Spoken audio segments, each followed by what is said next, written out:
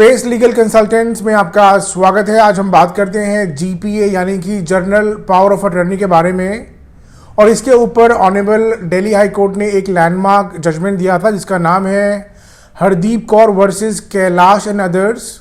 और आज हम इसी के बारे में डिस्कस करने वाले हैं, तो चलिए शुरू करते हैं।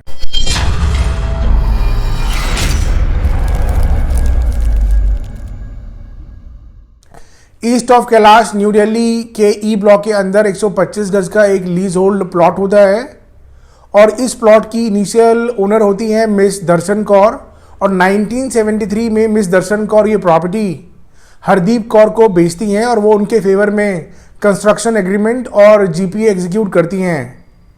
हरदीप कौर इस प्रॉपर्टी को परचेज करने के बाद इसके ऊपर 3 फ्लोर बनाती हैं, ग्राउंड फ्लोर, फर्स्ट फ्लोर और सेकेंड फ्लोर। और इसके बाद 1989 में हरदीप कौर ये प्रॉपर्टी 4.5 लाख रुपए में मोहिंदर कौर को बेचती है, और मोहिंदर कौर के फेवर में 6 डॉक्यूमेंट एग्जीक्यूट होते हैं। पहला एग्रीमेंट टू सेल, दूसरा रिसीट, तीसरा एफिडेविट, चौथा इंडेमनिटी बॉन्ड, 5वां विल, और मोहिंदर कौर के बेटे के फेवर में जीपीए एग्जीक्यूट होती है। हालांकि इन डॉक्यूमेंट्स के अंदर ग्राउंड फ्लोर का जिक्र नहीं होता है, और मोहिंदर कौर इस प्रॉपर्टी को परचेज करने के बाद इसके ऊपर 3rd फ्लोर भी बनाती है। और इसके बाद 1 सितंबर 1992 में मोहिंदर कौर ये प्रॉपर्टी 5.5 लाख रुपए में मिस्टर राजेंद्र कुमार को बेचती है, और उनके फेवर में 8 डॉक्यूमेंट एग्जीक्यूट होते हैं। पहला एग्रीमेंट टू सेल, दूसरा रिसीट, तीसरा एफिडेविट, चौथा इंडेमनिटी बॉन्ड, 5वां विल, छठा पोजेशन लेटर, 7वां एसपीए, और मिस्टर राजेंद्र कुमार की वाइफ कैलाश चितकारा के फेवर में जीपीए एग्जीक्यूट होती है। तो मोटा मोटा इस प्रॉपर्टी की चेन के हिसाब से डिफरेंट टाइम पे 4 डिफरेंट ओनर्स होते हैं। पहला दर्शन कौर, दूसरा हरदीप कौर, तीसरा मोहिंदर कौर और चौथा मिस्टर राजेंद्र कुमार। फिर 19 सितंबर 1992 को Hardeep Kaur concern district court में सूट फॉर पोजेशन और मीन प्रॉफिट का केस फाइल करती है, और वो अपने प्लेंट में लिखती है कि मैंने कभी भी मोहिंदर कौर को ग्राउंड फ्लोर बेचा ही नहीं था, और इसने 3rd फ्लोर इलीगली बिना किसी डिपार्टमेंट के परमिशन से बनाया है, और जो मैंने एग्रीमेंट टू सेल और जीपीए इसके फेवर में की थी वो मैंने ऑलरेडी कैंसिल कर दी है, और इसका एग्रीमेंट टू सेल भी टाइम बार्ड है, बिकॉज इसको 3 साल के अंदर अंदर ही कंसर्न कोर्ट में सूट फॉर स्पेसिफिक परफॉर्मेंस डालना चाहिए था सेल डीड करवाने के लिए। और आगे चल के कोर्ट इसके अंदर 8 इश्यूज फ्रेम करती है। पहला कि क्या कैलाश चितकारा और राजेंद्र कुमार की वजह से हरदीप कौर के फेवर में कोई कॉज ऑफ एक्शन रेज हुआ है। नंबर 2, क्या प्रॉपर्टी की वैल्यू के हिसाब से इसकी कोर्ट फी और जुरिस्डिक्शन सही है। नंबर 3, क्या agreement to sell time barred है। नंबर 4, क्या कैलाश चितकारा और राजेंद्र कुमार इसके लॉफुल ओनर्स हैं। नंबर 5, क्या हरदीप कौर इसकी ओनर है। नंबर 6, क्या हरदीप कौर जीपीए टर्मिनेट कर सकती है। नंबर 7, क्या हरदीप कौर मीन प्रॉफिट या डैमेजेस के लिए इंटाइटल्ड है। और नंबर 8, रिलीफ। और ट्रायल कोर्ट के अंदर हरदीप कौर ये केस हार जाती है, और ट्रायल कोर्ट अपनी फाइंडिंग्स में मोटा मोटा ये कहता है कि जो जीपीए हरदीप कौर ने एग्जीक्यूट की थी उसके अंदर कंसिडरेशन अमाउंट था, यानी कि उसके अंदर पैसों का इन्वॉल्वमेंट था, और इसीलिए वो जीपीए कॉन्ट्रैक्ट एक्ट के सेक्शन 202 के हिसाब से इर्रिवोकेबल थी, यानी कि वो जीपीए कैंसिल या टर्मिनेट नहीं हो सकती।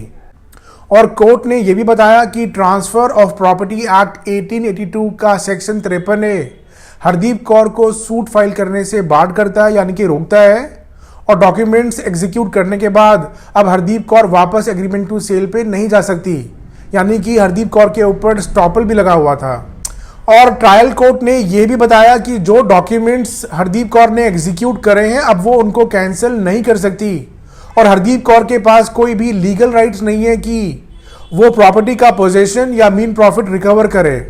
और कोर्ट ने यह भी बताया कि agreement to sell time barred नहीं है, क्योंकि हरदीप कौर खुद अपना पार्ट परफॉर्मेंस करने में फेल रही, यानी कि हरदीप कौर को पहले खुद सूट फॉर स्पेसिफिक परफॉर्मेंस डालना चाहिए था सेल डीड करवाने के लिए, जो उसने नहीं किया। और फाइनली कोर्ट ने ये केस डिसमिस कर दिया, ये कहते हुए कि हरदीप कौर के पास कोई भी कॉज ऑफ एक्शन नहीं है केस फाइल करने के लिए। और डिस्ट्रिक्ट कोर्ट से केस हारने के बाद हरदीप कौर दिल्ली हाई कोर्ट में अपील फाइल करती है, और हाई कोर्ट से भी वो केस हार जाती है। और हाई कोर्ट अपनी फाइंडिंग्स में चीज़ों को और क्लियर करके बताता है कि ट्रांसफर ऑफ प्रॉपर्टी एक्ट के सेक्शन 53A के हिसाब से अकेला एग्रीमेंट टू सेल कोई भी इंटरेस्ट क्रिएट नहीं करता है, और इसलिए उसका रजिस्ट्रेशन कंपलसरी नहीं है। मगर परचेजर के पास ये लीगल इन्फोर्सेबल राइट है कि वो स्पेशल रिलीफ एक्ट में सूट फॉर स्पेसिफिक परफॉर्मेंस डाल के अपने फेवर में सेल डीड करवा सकता है और प्रॉपर्टी का पोजीशन ले सकता है। और आगे चल के हाईकोर्ट ने यह भी बताया कि अगर एग्रीमेंट टू सेल के हिसाब से परचेजर ने सारी पेमेंट कर दी है और साथ में प्रॉपर्टी का पोजीशन भी ले लिया है और इसके साथ साथ receipt, will, indemnity bond, affidavits और जीपीए भी एग्जीक्यूट हुई है, तो कॉन्ट्रैक्ट एक्ट के सेक्शन 202 के हिसाब से इसके अंदर इंटरेस्ट क्रिएट हो गया है, तो अब ये जीपीए टर्मिनेट या कैंसिल नहीं हो सकती। और कोर्ट ने यह भी बताया कि अगर कोई भी जीपीए कपल्ड विद इंटरेस्ट है, यानी कि उस जीपीए के अंदर कोई भी सिक्योरिटी है, पार्ट ऑफ सिक्योरिटी है, इंटरेस्ट है या फिर परफॉर्मेंस ऑफ ऑब्लिगेशन है, तो वो जीपीए हमेशा इररिवोकेबल होगी, यानी कि वो जीपीए कभी भी टर्मिनेट या कैंसिल नहीं हो सकती, फिर चाहे जीपीए करने वाले इंसान की डेथ ही क्यों ना हो गई हो। और दिल्ली हाई कोर्ट ने यह भी बताया कि जीपीए इसलिए बनाई गई है because agreement to sell purchaser के फेवर में बना है और जो जीपीए हरदीप कौर ने एग्जीक्यूट की थी उसके अंदर कंसिडरेशन अमाउंट था, यानी कि पैसों का इन्वॉल्वमेंट, और कॉन्ट्रैक्ट एक्ट के सेक्शन 202 के हिसाब से वो जीपीए इररिवोकेबल थी, यानी कि अब वो टर्मिनेट या कैंसिल नहीं हो सकती। और कोर्ट ने यह भी बताया कि जीपीए एक एजेंसी क्रिएट करती है सेलर और परचेजर के बीच में, और जीपीए कभी भी सेलर के बेनिफिट के लिए नहीं होती, ये हमेशा परचेजर या उसके एजेंट के बेनिफिट के लिए होती है। और आगे चल के कोर्ट ने यह भी बताया कि अगर जीपीए सन, डॉटर, वाइफ, हस्बैंड या किसी भी थर्ड पर्सन के नाम पे बनती है तो इससे भी कोई फर्क नहीं पड़ेगा, बिकॉज इन लोगों का इंटरेस्ट भी वही है जो परचेजर का है। और यहाँ पे इंटरेस्ट का मतलब कोई भी टाइटल या ओनरशिप ट्रांसफर का नहीं है, यहाँ इंटरेस्ट का मतलब है कोई भी एडवांटेज, बेनिफिट या लीगल इन्फोर्सेबल राइट। और कोर्ट ने यह भी बताया कि जीपीए होल्डर, यानी कि जिसके फेवर में जीपीए हुई है, वो उस जीपीए को कभी भी अपने बेनिफिट के लिए इस्तेमाल नहीं कर सकता। एग्जाम्पल के तौर पे वो खुद अपने फेवर में कोई भी सेल डीड, गिफ्ट डीड या इसी तरह की कोई और डीड नहीं कर सकता। और कोर्ट ने यह भी बताया कि जो भी डॉक्यूमेंट जीपीए बंडल में बनते हैं, जैसे कि agreement to sell, GPA, affidavit, indemnity bond, will, possession letter, receipt या कोई और डॉक्यूमेंट, तो ये सभी डॉक्यूमेंट एक ही ट्रांजैक्शन माने जाएंगे, इनको सिंगल सिंगल करके ना देखा जाएगा और ना ही पढ़ा जाएगा। और हाईकोर्ट सारे फैक्ट्स को इवैल्यूएट करने के बाद इस नतीजे पे पहुंचता है कि हरदीप कौर ने फॉल्स क्लेम करके प्रोसेस ऑफ लॉ का मिसयूज किया है, इसलिए हरदीप कौर किसी भी रिलीफ के लिए इंटाइटल्ड नहीं है। और इसलिए हाईकोर्ट हरदीप कौर की अपील को डिसमिस करता है और साथ में उसके ऊपर 2 लाख का कॉस्ट भी लगाता है। तो जीपीए, एग्रीमेंट टू सेल या प्रॉपर्टी से जुड़े हुए केसेस के लिए आपको एक्सपर्ट एडवोकेट हायर करना होगा। तो आज के लिए बस इतना ही। किसी भी लीगल इन्फॉर्मेशन के लिए आप हमें कभी भी कॉल या व्हाट्सएप कर सकते हैं। हमारा नंबर है 8826484040, या आप हमारी वेबसाइट pacelegalconsultants.com पर भी लॉगिन कर सकते हैं या कमेंट करके अपना कोई भी क्वेश्चन पूछ सकते हैं। आप इस वीडियो को सब्सक्राइब, लाइक और शेयर जरूर कीजिए। हम इसी तरह आपकी लीगल नॉलेज बढ़ाते रहेंगे। आप सभी का बहुत बहुत शुक्रिया। Thank you, bye bye, take care.